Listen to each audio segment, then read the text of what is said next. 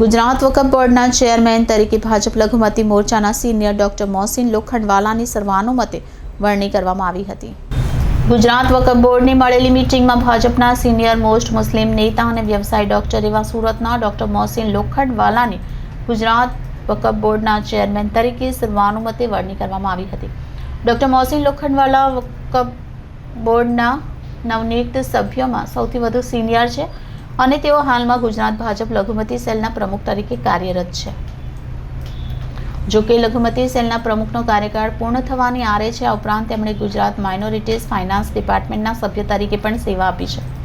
Doctor લોખંડવાલાએ ભાજપમાં રહીને અનેકવિધ સંગઠનલક્ષી અને સેવાકીય કાર્યોને સુપેરે પાર પાડ્યા છે।